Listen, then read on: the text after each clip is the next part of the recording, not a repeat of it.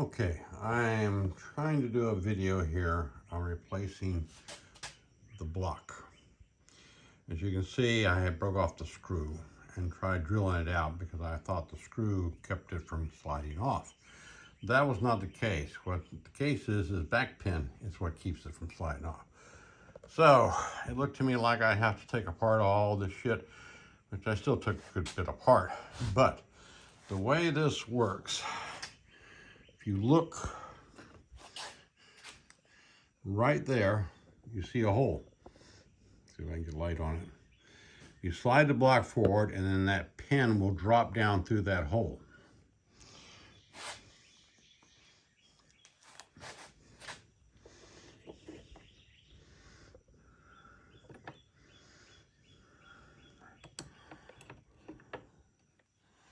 And it comes out the bottom right there. So you have to push it down enough to clear the block. And make sure you don't drop it down in the hole.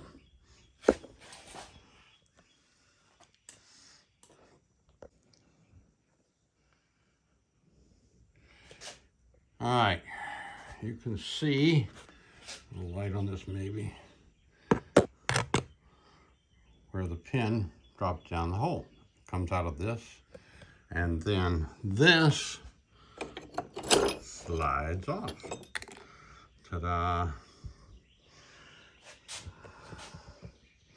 So now I can put the new one back on.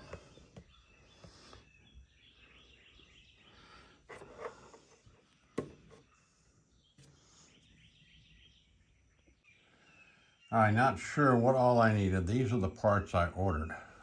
Obviously the block screw broke off. This is the pressure arm underneath, and that goes on top. All right, once you take that loose, see this little plate here? It slides up here. To get it back in, you have to slide it all the way forward. And then this will slide back over it. I'm gonna have to put this down so I can maneuver that. Okay, now you can see I slid that forward. So now this whole assembly with that piece underneath is going to go forward, and that pin's going to go back up through this hole. As you can see, the pin's back up through the hole. So now it's a matter of reverse assembly. All right, we got all the new parts in. Remember, this screw here turns counterclockwise to tighten. So effort to feed that back up through that bearing. But as you can see, everything works. So it's just a matter of reversing everything now. Basically, the major things I had to do was to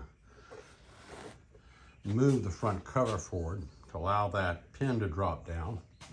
Once that pin would drop down, it was relatively easy to get everything else together. Just had to kind of play with it to figure out how and where everything went.